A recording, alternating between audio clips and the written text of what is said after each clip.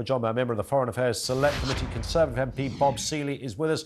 Afternoon to you, Bob. We know we were an integral part of that defence at the weekend. Thank goodness us, along with, I think, France and the United States, of course, were able to mobilise into action, shoot down and stop devastation in its tracks. That's one thing. But this overarching iron system that Israel has very effectively and had for some time, we don't quite have that. Do we need it?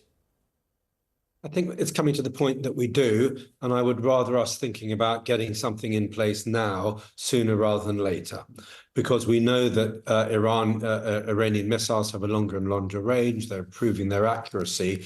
And I think people may look back in 10 or 20 years' time and think it completely odd that we have no air defense coverage in this country or indeed in Western Europe, when clearly other countries, admittedly countries at war or in conflict, are using them. I'd say also on that point, Ian, that actually the primary role here, the primary purpose or the primary country for getting this advanced air defense kit is not us, but the Ukrainians. And actually, if the Israelis have got this stuff, I don't see why NATO haven't been able to provide it to Ukraine so that they can have some semblance of normalcy whilst they fight their war of independence and freedom against Russia. What happens at the moment? Because once in a while there's a story where a couple of Russian jets are mischievously mooching into our airspace. They clearly know what they're doing. We'll send up a couple of RAF jets to confront them. They'll have a bit of a nose off and then they'll disappear into the skies. So we have something already that pings the system and tells us there are unwanted dangers in the air. It's called radar, right? So is this since 1939. Is this an elaborate version of that we're talking about? Well, it's this plus missiles. So the Israeli version is, look, do we need it today? No. But in 5 or 10 years' time, we may need it. And the time to start thinking about that is not in 5 or 10 years' time. The time to start thinking about that is now. So if you look at the Israeli system, it's actually layered. So you've got, I think, Arrow missiles, which is the furthest out. Then you've got something like David Sling, I think it's called.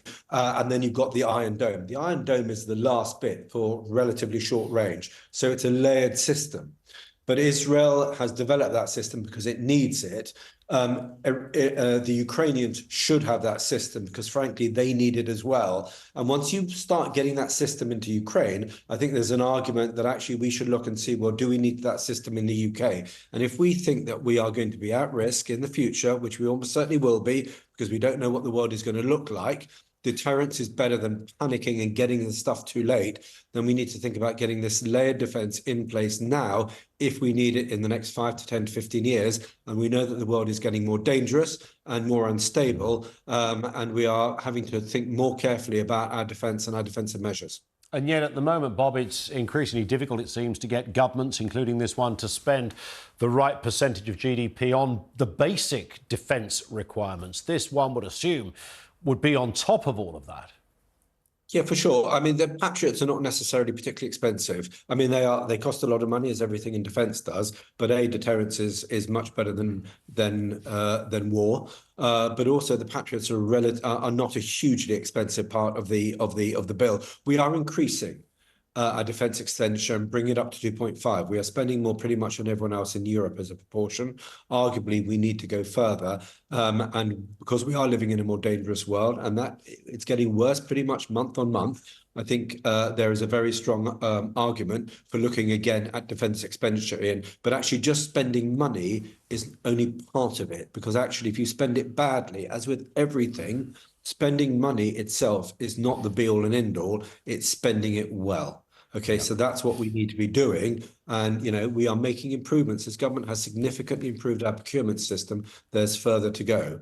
We need to think carefully about, do we need a larger reserve? So we've got that reserve in place if we are fighting a major war. Because when I was in the army like a few years ago, it was still the era where you were fighting non-state actors, and mass scale was not the be-all and end-all. But actually, as we see now from Russia and Ukraine, scale has become really important in warfare and redundancy. So if you lose ships and people, as sadly happens in war, or planes and people, you need people and kit to replace them.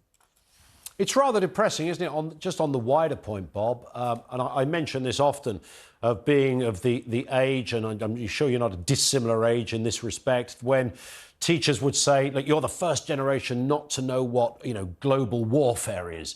And that was amazing. The big world wars had happened, and we were now the chief recipients of peace, and that's how it will be forevermore. And yet here we are just into the 21st century, and it's getting more dangerous.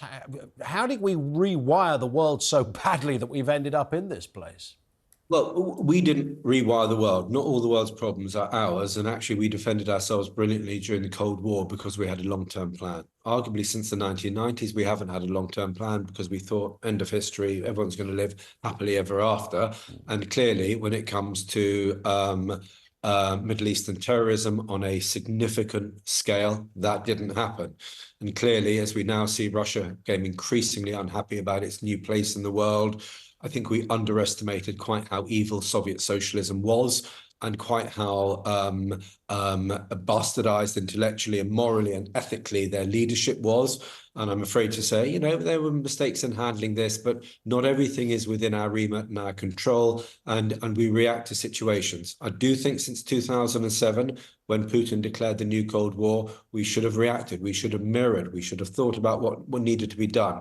We are way too late to that party.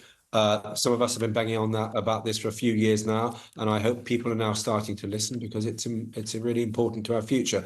Deterrent is better than war, and I think that is going to be that guiding light, that we need to make sure that we have strong deterrents, stronger than they are now, but this government is heading in the right direction, stronger deterrents to make sure that we don't have people think twice before taking us on in future.